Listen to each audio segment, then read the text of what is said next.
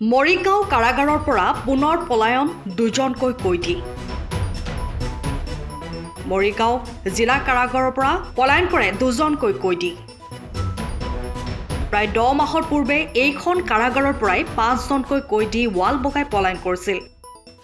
তাৰে দুজনকৈ পলায়ন কৰা কৈদী বৰ্তমানেও পলাতক হৈ আছে। যোৱা নিশা পুনৰ ৰহস্যজনকভাৱে পলায়ন কৰে দুজনকৈ কৈদী।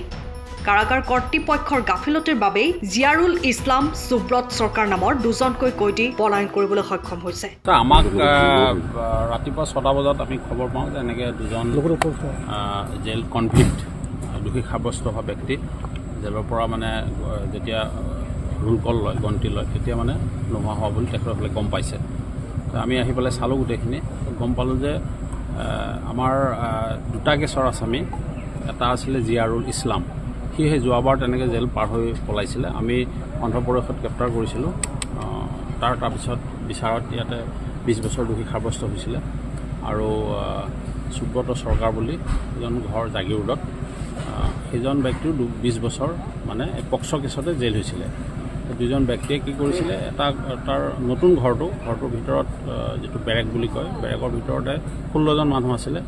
তাতে মানে সেই ৰড কাটি পেলাই কিবা হয়তো হেক্সো ব্লেড ইউজ কৰিছে, ৰডডাল বেকা কৰি ওলাই মেইন ৱালখন সেই তেনেকৈ অলপ ডেমেজ পৰ্চন আছিলে, তাতে মানে সেই টুকুৰা ৰড দি পেলাই ষ্টেপ বনাই এনেকুৱা বিচনা চাদৰ গামোচা এইবিলাক দি এডাল ৰছী তৈয়াৰ কৰি দিছে, লৈ পাৰ হৈ পেলাই কাষত কোৱাৰ্টাৰ আছিলে সেইফালেদি পাৰ হৈছে। কোৱাৰ্টাৰ মাজেদি হয়, মানে কোৱাৰ্টাৰ কেম্পাছৰ সেইফালেদি পাৰ হৈ পেলাই আমি অনুমান কৰিছোঁ এইটো শেষ ৰাতি হৈছে।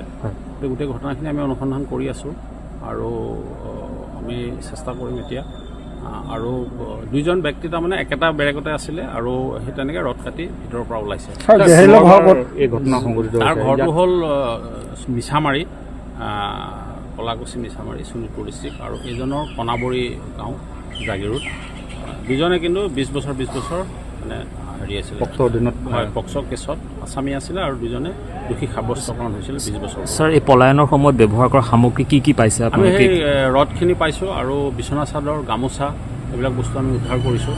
আৰু চাই থকা হৈছে এতিয়া হয়তো হেক্সো ব্লেড ইউজ কৰিছে, কাৰণ যিটো বেৰেকত আছিলে এইটো নতুন ৰড, খিৰিকী ৰড খুব ষ্ট্ৰং, আৰু হেক্সো ব্লেড দি কাটিছে সেইটো। আৰু ভিতৰত তাৰমানে বিল্ডিং কনষ্ট্ৰাকশ্যন এটা হৈ আছিলে, তাতো তেনেকুৱা বহুত সামগ্ৰী পৰি আছে, ধৰক এনেকুৱা শিল বালি ইটা ৰড এনেকুৱা বস্তু, তাৰ পৰাও হয়তো আনি কিবা ব্যৱহাৰ কৰিব পাৰে বুলি আমি অনুমান কৰিছোঁ। পুনৰবাৰ একেই ঘটনা সংঘটিত হ'ল। হয়, যোৱাবাৰো সেই একে কৌশল অৱলম্বন কৰিয়ে গৈছে। এনেকৈ যোৱাবাৰোহে আমি দেখিছিলোঁ যে বিচনা ৰছী লুঙি গামোচা বান্ধি পেলাই ৰছী তৈয়াৰ কৰি দিছিলে, এইবাৰো ঠিক তেনেকৈ। আৰু যোৱাবাৰ সেই আসামীয়ে একে মানে কৌশল খটাই পেলাই পাৰ হৈছে। কিন্তু ৰুমৰ ভিতৰৰ পৰা বাহিৰ ওলালে যে ৰড কাটিলে সেইটো অলপ সন্দেহজনক। এই বস্তুখিনি আমি চাব লাগিব। কাৰোবাক ডিটেইন কৰা হৈছে নেকি? নাই, এতিয়ালৈকেতো কোৱা হোৱা নাই। আমি মানে সোধপোছ কৰিছে, জেলৰ ষ্টাফক সোধপোছ কৰি থকা হৈছে, আৰু বাকী আমাৰ আহিব ছিনিয়ৰ অফিচাৰসকলো আহিব, আহি গোটেইখিনি চাব।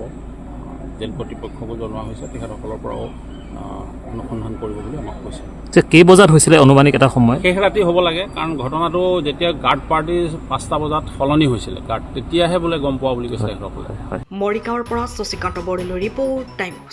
আপুনি ঘৰখনত জাপানী চৌকাত দৰ্জা, খিৰিকী, গ্ৰিল, গেট আদি লগাব বিচাৰে নেকি, যিবোৰ দীৰ্ঘদিন অটুট থাকিব? তেন্তে পলম নকৰিব, আমাৰ বিপণীলৈ আহক। যোৰহাটৰ একমাত্ৰ আমাৰ বিপণীত এনে উন্নত সামগ্ৰী উপলব্ধ। এই মেচিনটোৱে বেণ্ড কৰা হয়, দৰ্জা চৌকাত আৰু উইন্ডো বনোৱা হয়, বাকী আমাৰ গেনব্লাইজৰ হয় এইবিলাক। আমাৰ ঠিকনা শ্ৰীৰাম এলুমিনিয়াম চেণ্টাৰ, DCB তিনিআলি, তৰাজান, যোৰহাট 785006। যোগাযোগৰ নম্বৰ 8638967754 অথবা 9401552548। পাল্লা বনোৱা আছে, গেলভেনাইজৰ হয়, এইটো প্ৰেছ ষ্টীল বুলি কয়, গেলভেনাইজৰ উইন্ডো হয়। ইয়াত ষ্টীলৰ এইবিলাক গ্ৰিল দিয়া আছে, এক্সট্ৰাকে গ্ৰিল প্ৰয়োজন নাই, গ্ৰিল চব লাগি গৈছে। আৰু এইফালে মস্কিটো নেটো দিব পাৰে, এইটো মস্কিটো নেট, এইফালে বেক চাইডে মস্কিটো নেটৰ পাল্লা আছে। পকাত নি পিনে ঘৰটো আৰম্ভ কৰোঁতে লৈ যাবলগীয়া হয়, তেতিয়া পকাত দি দিলে মানে ইয়াত ঢেলাই সোমাই যাব, মছলা সোমাই যাব,